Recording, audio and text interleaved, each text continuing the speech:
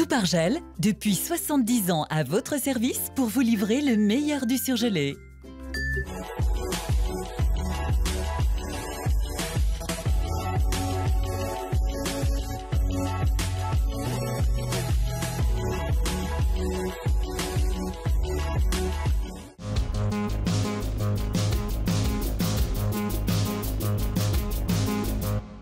Ouverture aujourd'hui à Lyon du procès du chauffard du Courviton. Clôture du 10e Festival Lumière qui a décerné son prix à Jane Fonda. Enfin, l'Asvel s'est imposé à domicile face à Limoges 82-68. Le portrait de son enfant posé à côté de lui. Éric Moreno espère que justice lui sera enfin rendue 2 ans après l'accident qui a coûté la vie à sa fille Anne-Laure, 28 ans, fauchée par une voiture folle dans le 6e arrondissement de Lyon.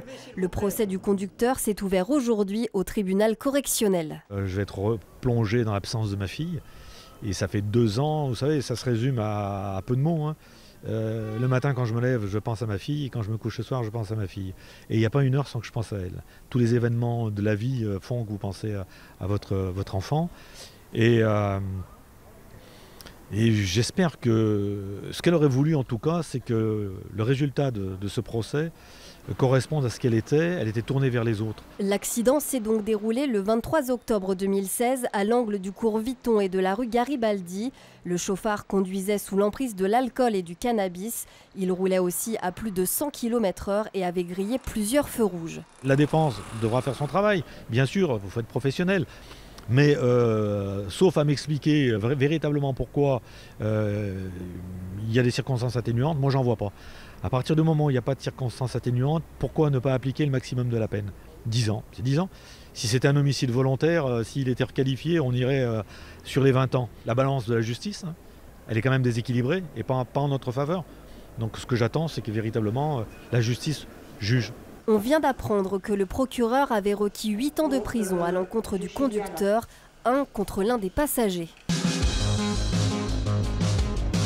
On bouffe formidablement partout à Lyon, c'est formidable. Jane Fonda séduite par la gastronomie lyonnaise et par l'accueil qui lui a été réservé à l'occasion de la remise de son prix Lumière. Un prix qui lui a été décerné vendredi soir à la salle 3000 par le réalisateur Costa Gavras. J'ai le grand plaisir et l'émotion et l'honneur de vous offrir, de vous donner, de vous remettre le prix Lumière 2018. Voilà. Et voilà.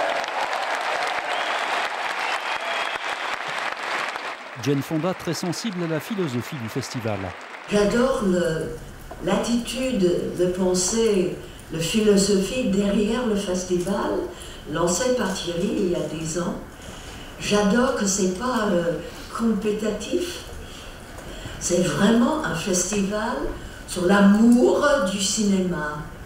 Le cinéma, un art. Un festival qui s'est achevé hier à la halle Tony Garnier avec la projection du film Les raisins de la colère, hommage de Jane à son père Henri Fonda. Jusqu'ici tout va bien, c'est vrai qu'on arrive à user les équipes. Qui pour rivaliser cette année avec l'Asvel en battant Limoges hier soir 82-68, les Villeurbanais confirment un début de saison canon. 6 victoires en 6 rencontres. Serait-ce la patte Mitrovic? En tout cas, aujourd'hui, ni le coach ni les joueurs ne souhaitent s'emballer. Défensivement, on peut encore faire mieux parce qu'on encaisse 68 points, mais on peut en encaisser moins de 60 si on est plus appliqué encore. Les petits détails qu'on doit travailler. Mais bon, on va pas bouder notre plaisir, hein. Je suis vraiment heureux. Maintenant, il faut continuer. On a un match difficile qui nous attend demain en Coupe d'Europe face aux Partisans. La Coupe d'Europe, justement, une compétition qui ne réussit pas vraiment au loup. Après Cardiff, les Lyonnais se sont à nouveau inclinés samedi face à cette fois Saracens, 29-10. Une défaite due en grande partie à des erreurs individuelles. Un démarrage diamétralement opposé à celui entamé en top 14. Le top 14 que les Lyonnais retrouveront dimanche avec un déplacement à Bordeaux. Une image de kickboxing pour finir. 5000 personnes ont assisté au Glory, l'une des plus prestigieuses ligues mondiales. 10 combats étaient organisés, dont le plus attendu opposant Cédric Doumbé, ancien champion des mi-moyens, à Jimmy Vienno, triple champion de Muay Thai. Et c'est finalement le Parisien Doumbé qui l'a emporté à l'unanimité. La rétro des 30 ans de TLM revient aujourd'hui sur le dramatique accident de Dardilly survenu le 17 mai 2003. Un autocar transportant des passagers allemands a fait une sortie de route, bilan 28 morts et 46 blessés. C'est à la mi-journée que les premières familles des victimes de l'accident sont arrivées à Lyon. Prises en charge par le consulat d'Allemagne, elles ont embarqué à bord d'un car dans lequel se trouvaient déjà quelques blessés légers. Tous ont été conduits à la chapelle ardente, dressée dans un gymnase de Limonest, à l'abri des regards indiscrets et des objectifs des journalistes. Une atmosphère empreinte d'émotion.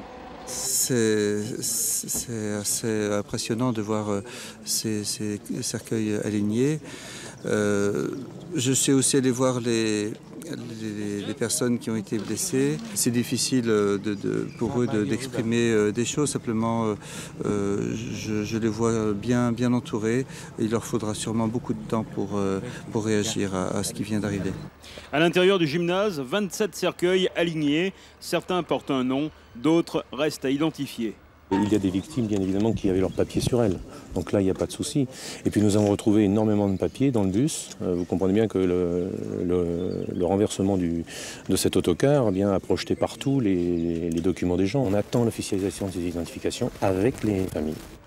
Recueillement à la chapelle ardente, mais aussi sur le lieu de l'accident où certains riverains n'ont pas hésité à prier pour les morts de l'autoroute A6.